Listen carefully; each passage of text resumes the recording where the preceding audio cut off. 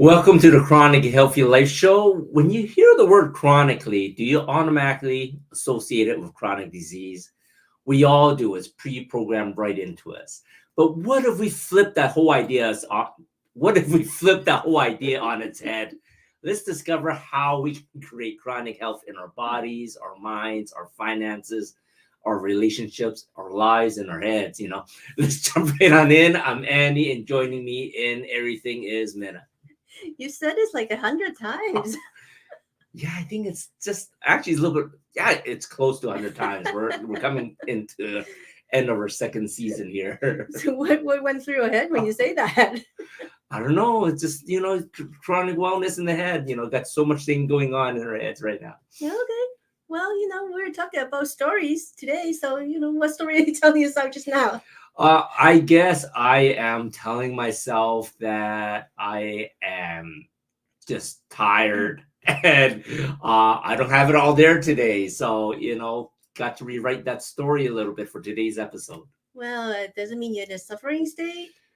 No, I think, yeah, maybe a little bit, but I try not to be in a suffering state, got to do something to get into that powerful state, like what Candace was saying last week. Right. So last week, Candace was saying, you can be either in a powerful state or a suffering state, right?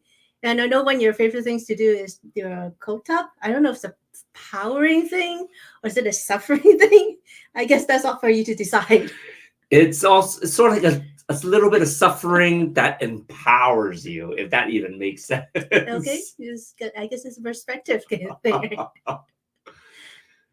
So what are you going to do today? What are you talking about today? I think today, it'll be sort of interesting to talk about what are you telling yourself? Like, what story are you writing?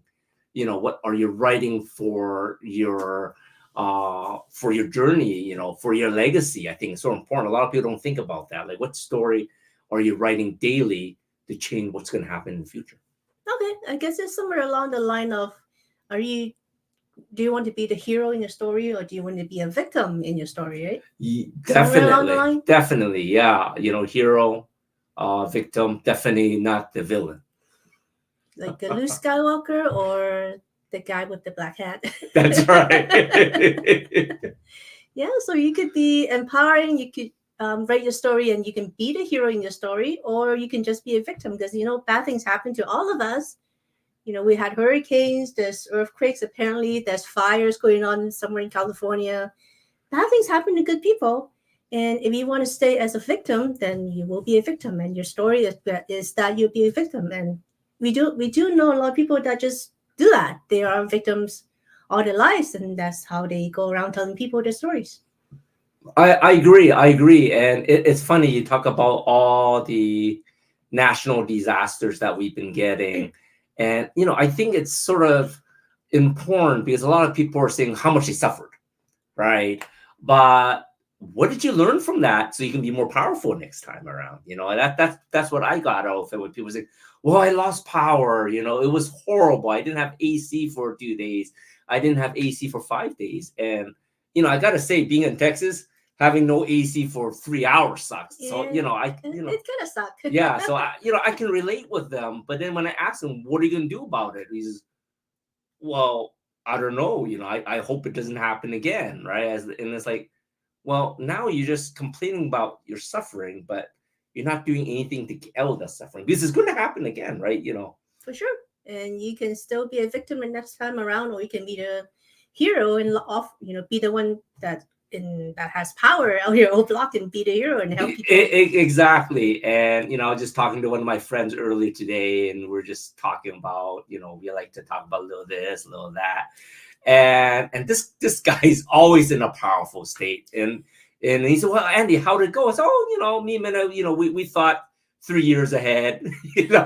We finally got a rate of return, from a generator we never used.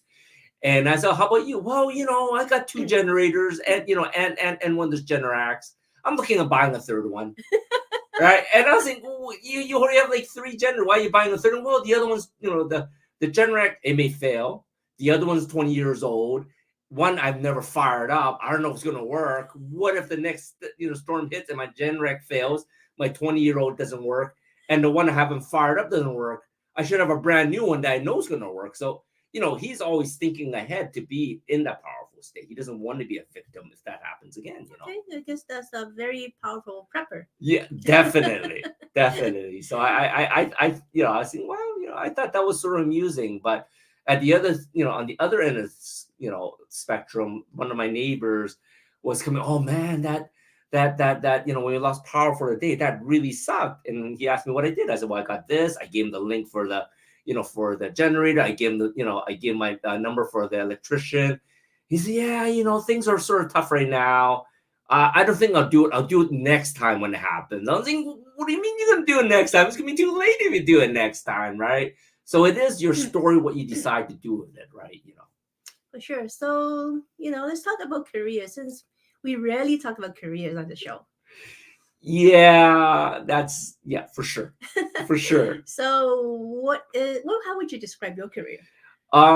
It's funny because our coming up guest this week, she mentions that she believes that everyone has 3 careers in their lives, right? And going to school, I thought I was going to be a doctor, to be honest, right? I love biology, I love helping people. And then I go to university, and 2 years in, I was saying, what the hell? These guys don't know what the hell they're teaching. Not dissing the university. That's just how I felt.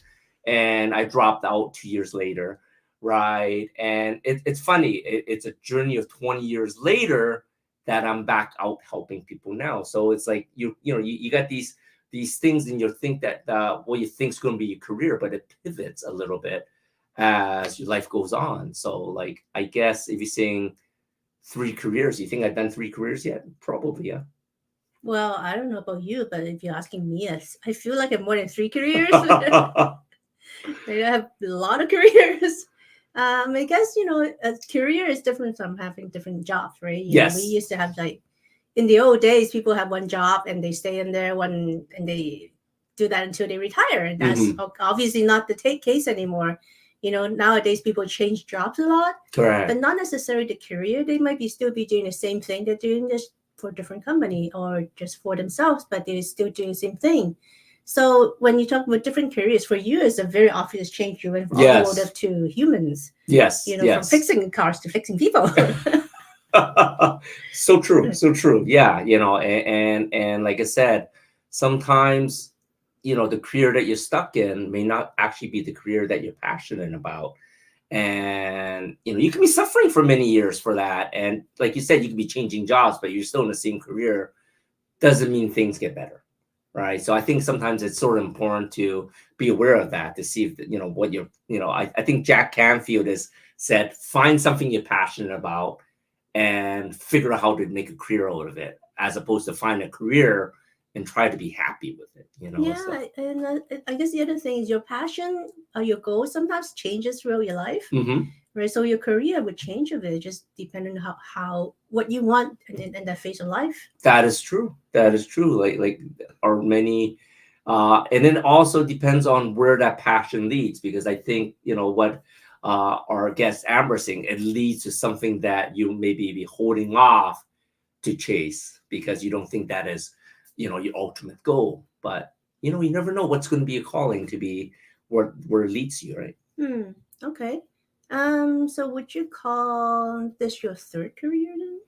Yeah, I think this, like you said, I had little careers in between. I did an automotive shop, that had to do with cars, and then I had to do with the brains of the cars. But before that, I had a brief stint as a real estate agent. That was really brief. I wouldn't call that a career. that I did not enjoy that at all.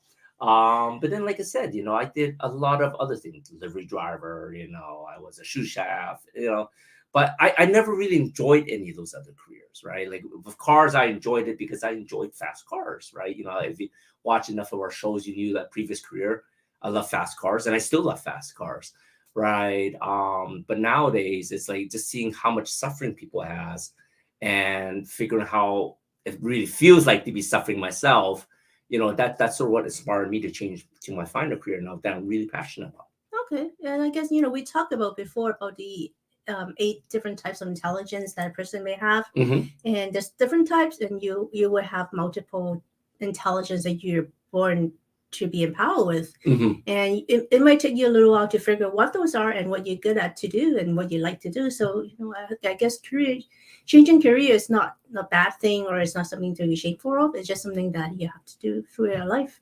I agree. And it doesn't have to be early, right? Wasn't it Kentucky Fried Chicken KFC, the KFC guy, the old KFC guy? He didn't until he was like 70, right? Like it was like until he's 70 before he started Kentucky Fried Chicken. So, always be chasing your passions, always be looking at what you like, and see how you can make a career with it. Okay. So what's going to happen now? Right now, we're going to have a short break. We're going to have about a hacking tip of the week. And then we're going to have our amazing interview with Amber. All right. See you back there. All right. Strap in, folks. We're about to take a joyride through the fountain of youth. It's Andy Nam from Chronically Healthy Life. Ever wonder why some folks seem to age like fine wine, while others are more like a moldy cheese that's been forgotten in the back of the fridge? It's like they got the energy of a Duracell bunny on Red Bull, while the rest of us are running on fumes. Now, you might think hitting the gym and munching on kale is the ticket to eternal youth, but sometimes it feels more like we're just speeding up the aging process. Picture this. You're on the treadmill, feeling like $1 million, and suddenly you look down and realize your knees sound like a bag of popcorn in the microwave. Not exactly the sound of youth, am I right? But fear not, my friends, because here's the kicker. It's not just about the number of candles on your birthday cake. It's all about those sneaky little stem cells playing hide and seek inside your body. At the age of 20, you got more of these bad boys than you can shake a stick at. But fast forward a few decades, and they're scarce as a parking spot in downtown Manhattan. But guess what? We got a secret weapon up our sleeves. Phototherapy patch technology without drugs. That's right, folks. With our stem cell activation patches, you can hit the rewind button on aging faster than you can say reverse aging. So if you're ready to reclaim your youth, look younger, feel stronger, and heal faster than a superhero with a side of espresso, then it's time to hop on board the rejuvenation train. Get your stem cell activation patches now at lifewave.com/chronically healthy life. And let's make aging look like yesterday's news. It's not anti-aging, it's reverse aging, baby.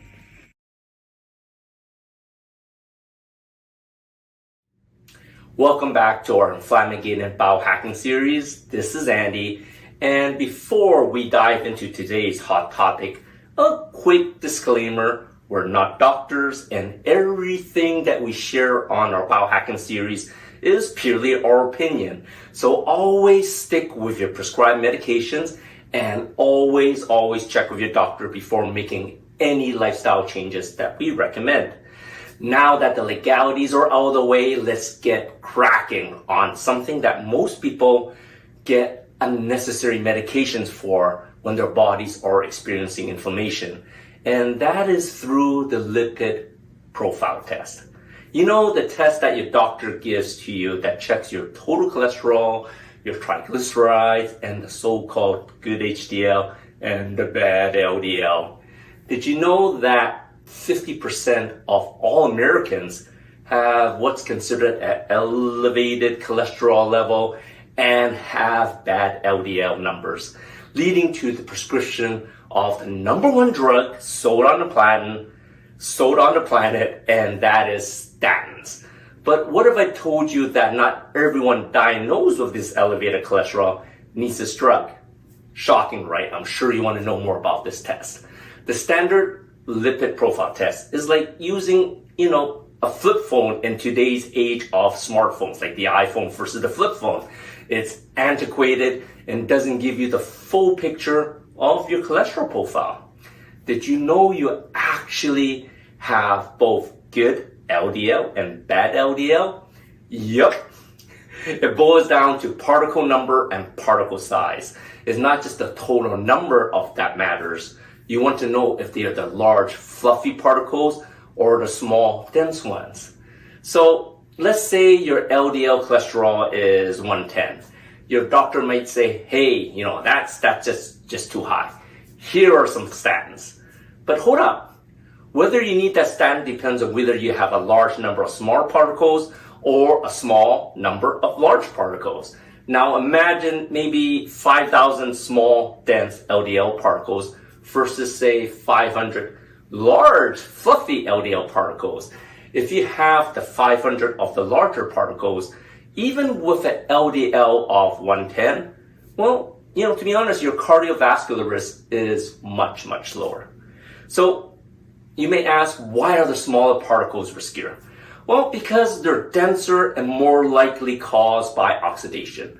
And oxidized smaller LDL particles are really the troublemakers that build plaque in your arteries. So think of oxidation as your body rusting from the inside out. It is really like a glaring sign of inflammation for you if you have the oxidized small LDLs.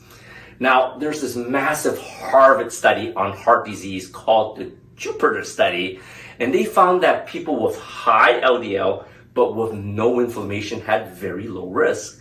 Those with inflammation but okay cholesterol were at regular risk, and folks with both high cholesterol and high inflammation had the most risk. So it's really all about oxidation and inflammation, folks.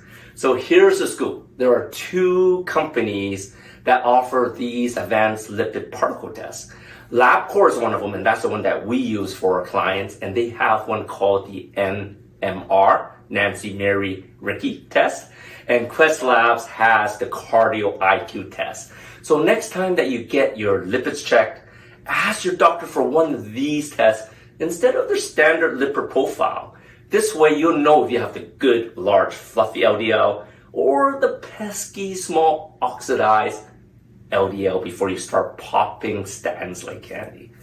That's it for today's episode in Inflammo-geddon biohacking. So keep those particles large and fluffy, and remember to stay inflammation-free. Catch you next time. Welcome back to the Chronically Healthy Life Show.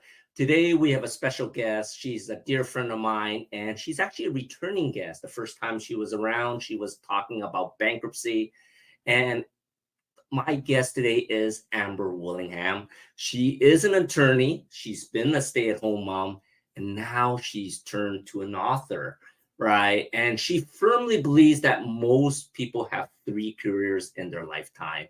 So here she was. She started as an attorney, stay-at-home mom, now as an author, and she just published a book called Bliss Creek, The Chronicles of Is, which is going to be her 3rd act of being the 3 careers. So she makes her home in Katy, Texas, where we are with her husband, Phil, and is a proud parent of 2 adult children, Cole and Casey Ray. So Amber, welcome to the show and welcome back. We're so excited to hear a little bit more about your 3rd act in life. Thank you, Andy. Thanks for having me. I'm privileged to be here. Thank you.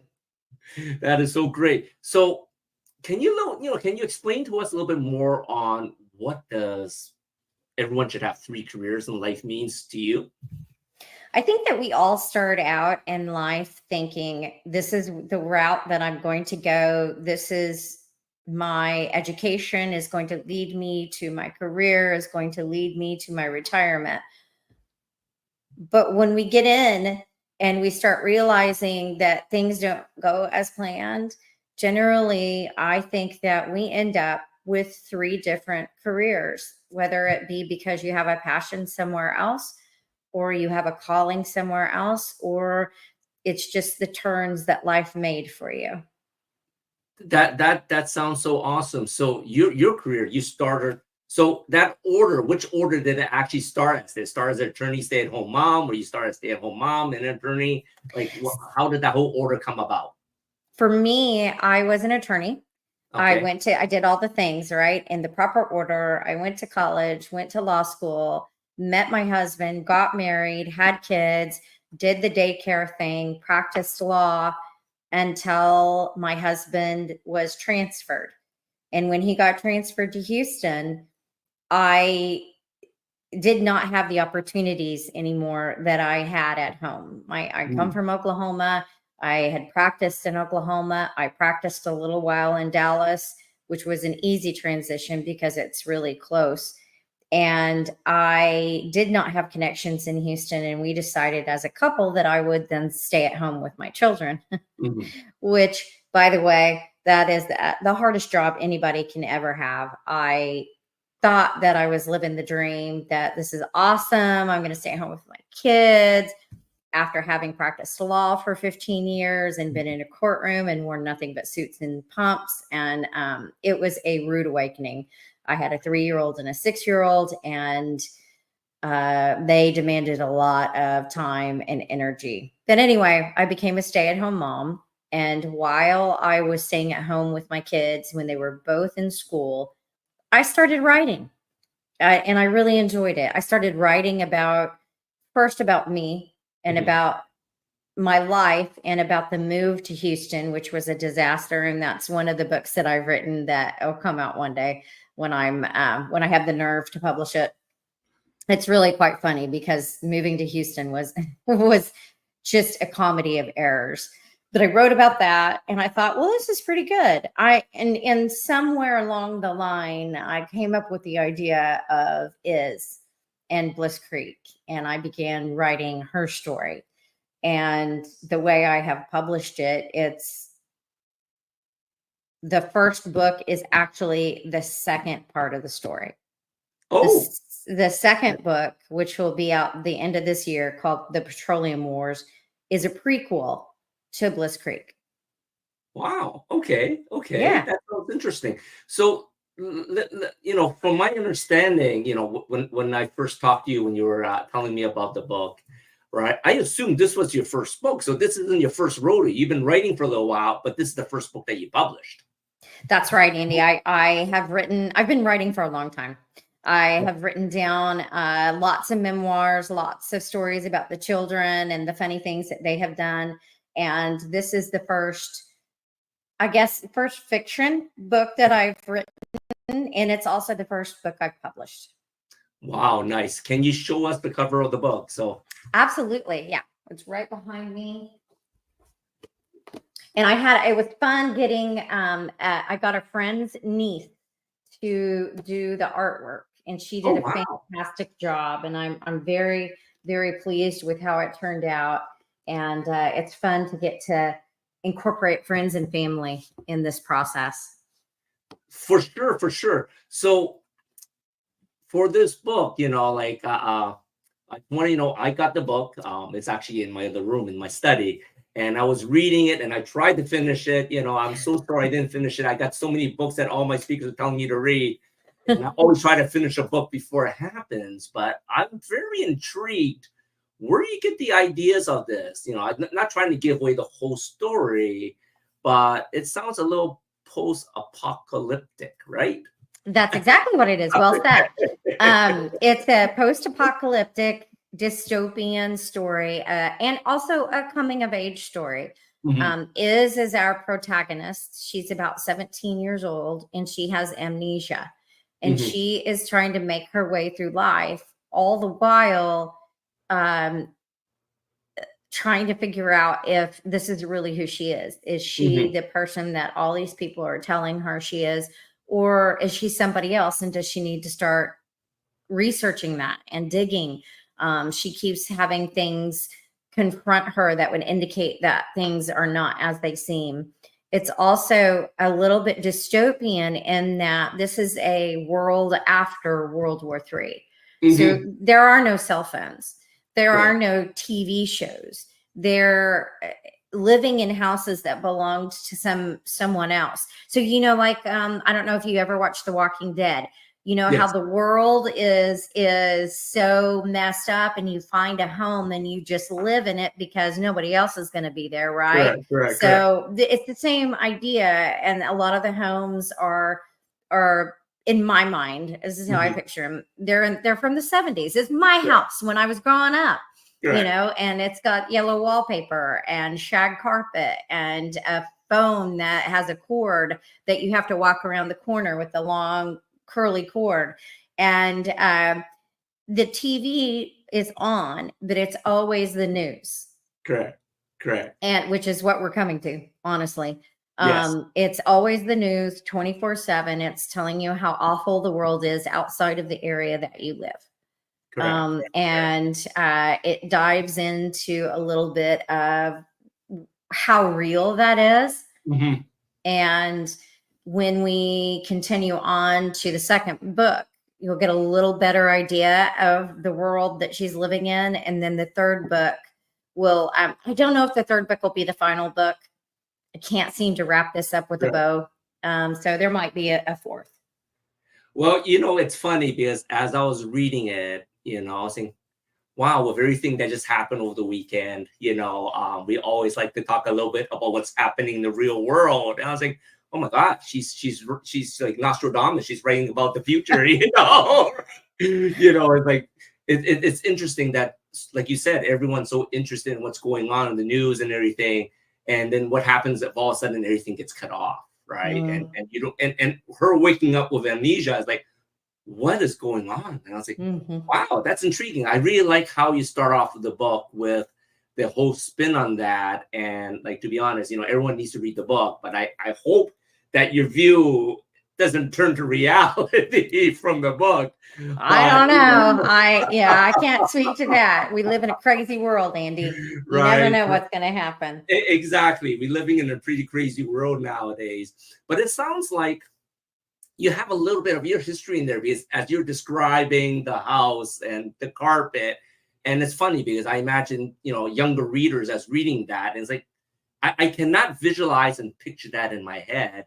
And yet, as I'm reading this, oh my God, that's the type of home I was brought up in.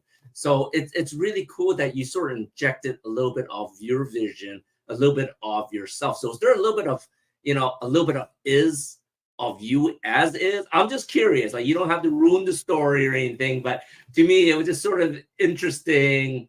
I was just visualizing you as a young is, so. I think that there possibly is a little bit of me and is. There's definitely a little bit of my daughter and is. But at the time that I wrote this, it was Katniss Everdeen was just now on the forefront. It was the books of the Hunger Games that had just come out, and I'm an avid reader, and I read those books like this, and I loved the idea of this non-assuming, not a drop dead gorgeous girl, but you're non-assuming girl next door being the protagonist and being just tough as nails and a hero of sorts. I love the non-assuming heroes, and I love the dystopian outline of this world that we tried to create. Humankind tries to create this world that is perfect, and they fail miserably. I loved that idea. Hunger Games had come out, and I also was really enjoying what was that? The vampire, the Chronicles, Twilight. Twilight, yes. Yeah, so you've got the romance in there too. Sure. So I got a little bit of romance going on, and I've got a little bit of a young badass, if you will, a protagonist who doesn't know how tough she is because she doesn't really know who she is. And a little bit of a world where you just really don't know what's going on outside of your immediate surroundings. And, that is so true in this world now too, right? Because you're saying that in this book, they have the TV 24/7 on news. And that's what it almost seems like going on right now. So I can really almost see, it almost happening real time. And it's funny how you're envisioning the world like that. And then all of a sudden, modern technology is sort of gone. And, I'm sure some of us can relate to that when we have hurricane that came through Texas recently, and a lot of us lost power.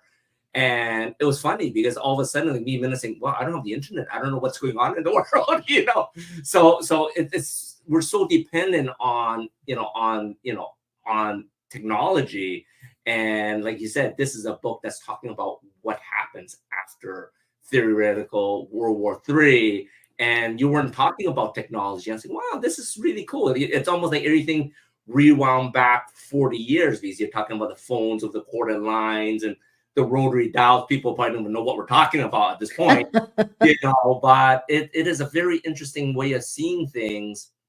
But let me ask you this. So was it, Twilight, was it, Hunger Games that sort of inspired you to go nonfiction? Like what made the shift from, fiction, nonfiction to fiction, right? Because you said you're writing memoirs and biographies and everything, and this is your first published book, right? So I'm very excited for you. Thank you. Yeah, I always have been subscribed to the school of thought that why mess up a good story with facts? I mean, you can't write a really good story unless you got some nonfiction in there. I really enjoy making stuff up, and while memoirs and real life, it's funny and it's fun and it's reality, it's also confined.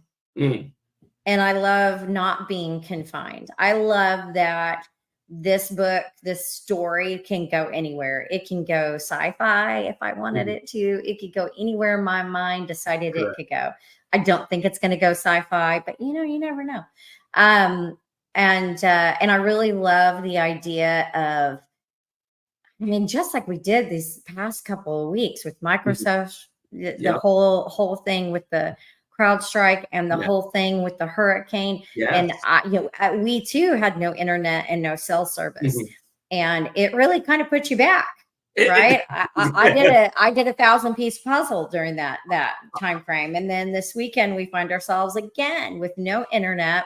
And that was a little, it's frustrating and disturbing, but imagine life without it. Well, it's funny because you mentioned it's great to have a little make-believe, right? A lot of fiction. And it's funny because when I first met you, you're a lawyer. Everything has to be the truth, at least that's the way I see it anyway. You can't bend the rules, right? Sure, Andy. So as an author, do you find this is a really good way to sort of release a lot of that tension? Because, I think a lot of people, they have the passions, but like you said, they may have more than one passion, right? So you're talking about the 3 careers in life. And I think a lot of people, they're so stuck in one of the careers, even though, they may hate it. Like, our last week's guest was saying when she asked, she inspires women with manifestations, right? And the first question she asked people, like other people in the crowd is, do you feel you're in power, or do you feel that you're suffering when you're at work? And everyone raises their hand that they're suffering, right? So sad. Was this one of the ways that really helps you get into the powerful state, so you can sort of express yourself, to get all stressed, to enjoy a little more things in life, right? It is. Now, I love practicing law, and I've loved my journey and that, but I've slowed down, and I have focused a little bit more on the writing side of things. I really enjoy that a lot more. You're absolutely right. It's not, I'm not confined to legalese. I'm not confined to the facts, and I can just let my mind, my crazy freak flag fly, if you will, and say what I want to say, and have my characters be who maybe I wanted to be, or somebody who I would like to know, or gosh, Andy, one of them may even be you. I'm going to keep reading to find out the next series. So coming in with this book, when did you have this idea? Because from my understanding, you didn't publish it right away after writing it, right? Is that true? I wrote this book, it's probably been 2024. So it's been 10, 12 years. Oh, wow. Yeah. When I started this, and I started it, I don't know. I can't tell you where the idea came from. It just came into my head, and I understand that there are different types of writers. I don't have an MFA. I'm not a professional writer. Well, I guess I am now because I sold a book or two, but Right. this is not what I studied. I studied the Mhm. law, and I studied how to write the law, which, by the way, is very boring. You can't throw adjectives into legal writing, which is what I love to do. What's a sentence without a few adjectives? Correct, And correct. so I had been writing these memoirs, and then this idea came to me in my sleep, I guess, about this girl who didn't know who she was, and who she was somebody very strong and very scary, actually. Mhm. And so I started writing, and it just flew. No, I mean, the words just kept coming. And you know, the funny thing, Andy, is I wrote all of this by hand, and then I would type it, good. and it would change as I typed it. But I have banker boxes full of notebooks of legal pads with all my scratches and post-it notes, and little ideas written on scraps of piece of paper. And I kept everything. Well, it's probably a fire hazard at this point, but now I finally last year, I guess it was the year before last, when my youngest went off to college, I said, okay, now's the time. So I picked it up, dusted it off, started editing again, and got to the final version, got the artwork done, went through the process of learning how to publish, which, by the way, I mean, you've Right. published. This is not an easy task. And especially Yeah. when this is, you don't know anything about it.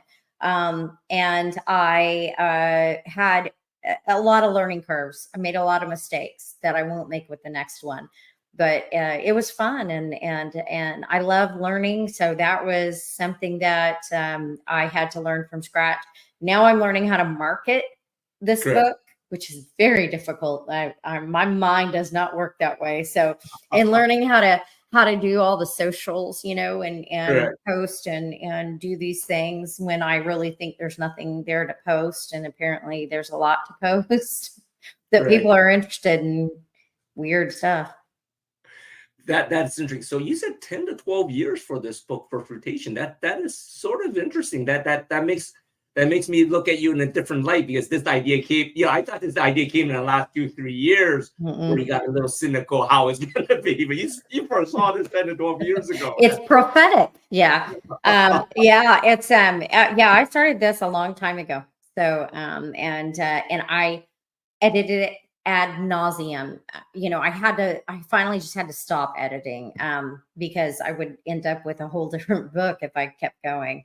But yeah, I wrote this and the second one. The third one is a fairly new. And I really like that it's fairly new because I can play off of what's happening today Correct. in the world in my third book, and I'm really looking forward to that. I haven't written the whole thing yet, but it has a starting point and a little bit of an outline. So you're telling our viewers here the second book is already written. The second book is already written, fully Nice. written, Nice. and we're on draft number 3. So it's Wow. been edited twice, and beta readers, and so now I'm editing for the third time, and I've got somebody commissioned to do the artwork. So yeah, it's a go. That is awesome. That is awesome. So this is going to be like it's going to be like one of those books that's going to end up like Nancy Drew Hardy Boys, where you got like many books after, or is it going to be like a trilogy? It's like Yeah. where does that mind of yours go with this? I don't know. I haven't, like I said, wrapping this up with a bow is not going to be simple. And I think that's common. It's hard to end it, and so book 3 is in the process. I might be able to land the plane on book 3. I don't know. No promises. Oh my God, that is too funny. So let me get you this. With the 3 careers that you mentioned, we know that you started out as as a lawyer, and of course you're still doing that. You started as a stay-at-home mom, and your kids are adults now, so that's checked. That's done and over with, right? Yeah. So do you foresee this as your retirement to be the author, like continuously doing this as to ease into retirement? Because it sounds like you're really enjoying yourself being an author. I hope so, Andy. I hope you're right. And I would not mind sitting in retirement in a beach on the Amalfi Coast somewhere and writing and writing and writing. If that's what's in the cards for me, I will accept it. I do plan on continuing to write. I have a lot of stories and a lot of outlines that I've stored away. I would like to publish my memoirs at some point, and especially the one about moving to Houston. It's called Houstonize, and it's pretty funny. I think you'd get a kick out of it. Oh, I look forward to that book. So, Amber, why don't you tell us a little bit how we can get a copy? Show us a copy of your book first, and why don't you tell us how we can get a hold of your book, actually? So this is the book. It's called Bliss Creek, and there is my author name is A.L. Willingham. And you can get it on Amazon, and you can also get it on Barnes and Noble. Oh, wow. Okay. Yeah. So, for those that still have Barnes and Nobles in their states. Well, it's Barnes and Noble online. They'll order it for you. Okay. But can you get the hard copy at Barnes and Nobles also? Yeah. You can get the hard copy. You can get, and you can, it's in hard copy. It's in paperback and also on Kindle. You can get it on Kindle Unlimited as well. I don't have Audible yet. Turns out that's really expensive to do. So we'll work on that. That'll be interesting. If you're going to be the voice of Audible, or are you going to get someone to read your book? I don't know. I tried. I did a little bit and recorded myself. I don't care for my voice, so I'll listen to this and go and cringe. Well, let me ask you this: how long has this book been out for now? January. I published in January. So you've said you finished your second book. When can we expect your second book? November of this year. Do we have a title for the book yet? It's called The Petroleum Wars. The Petroleum Wars. Nice.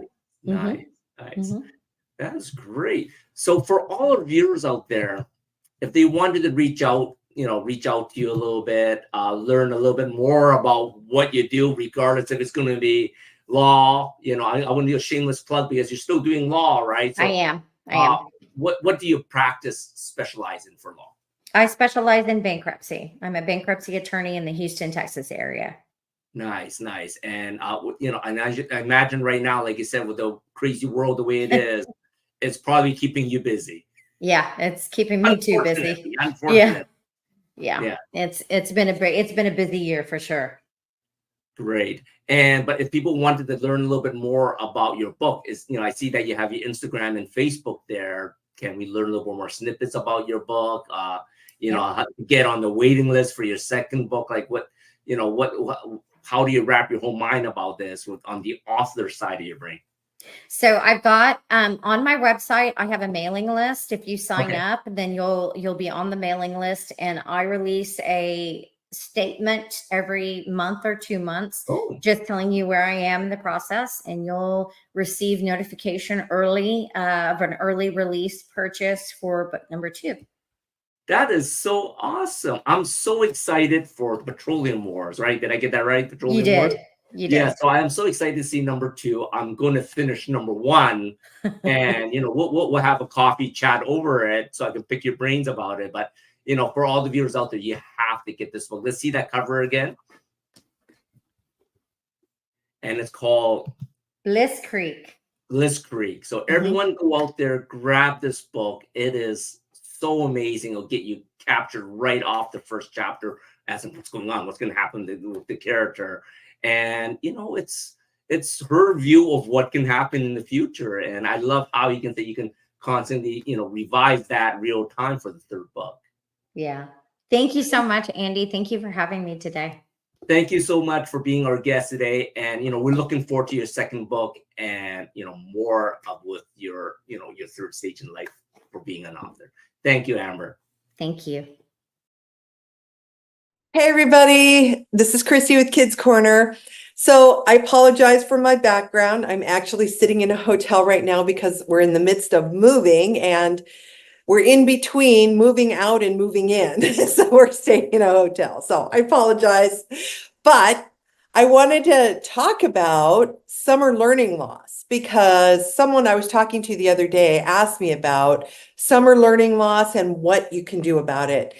So there's one big thing, most important thing ever, anyway, is to read.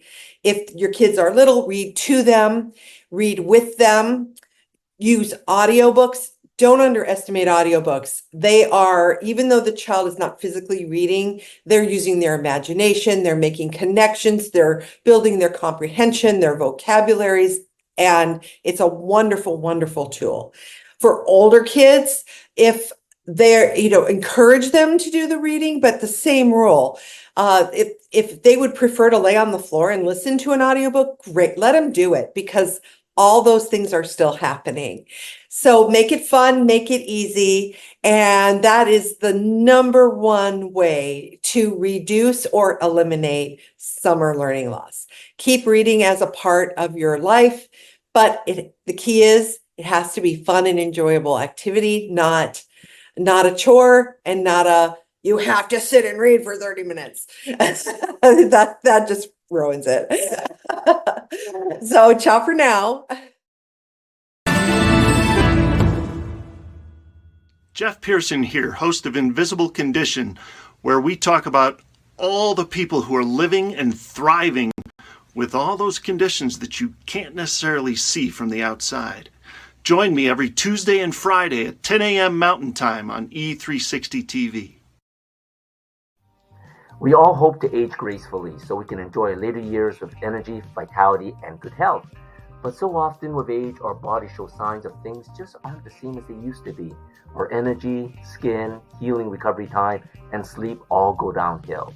If you had physical trauma that happened to your body like I did, this happens much faster. I felt like a 30-year-old trapped in an 80-year-old body. But do you remember as kids, the boundless energy we had, how fast we recovered? This is not because of getting old, but because of active stem cells inside our bodies. These are the cells that can generate and regenerate all the cells and structures in the human body. They are the building blocks of our organs, tissues, blood, and immune system. They also serve as an innate repair system everywhere inside the body. But as we get older, stem cell activity slows down, become less effective in repairing damage, and decline. By the age of 20, we only have 1 billion stem cells left. By 30, they decline by 60%. By 50, they decline by 75%. 60 by 9%. And by 80, we're lucky to have 50 million active stem cells. But what if we can naturally stimulate our bodies to reactivate and regenerate new stem cells through phototherapy without drugs? Now we can with our LifeWave X39 stem cell activation patches. Reclaim your youth and look younger, feel stronger, perform better, and heal faster. Get your patches now at lifewave.com/chronically healthy life. It's not anti-aging, it is reverse aging. Welcome back to Chronically Healthy Life. I think my last fiction book was probably The Hunger Games. Or it could have been Twilight. I don't know which one came first. It might have been just one of those. I haven't had actually read any fiction for a long time. But I got to say, like when I was talking to Amber, we had to do a little pre-recording beforehand. But I was halfway through the book, and I'm glad to say if she's watching the episode right now, I am almost finished, and I am looking forward to her second book. It's really quite intriguing. I'm sure you should read it. It's a very easy read, and it gets you thinking. And a lot of the stuff that she's talking about, I can totally see it happening. Not trying to get political, but I can totally see it happening, and things go really wrong.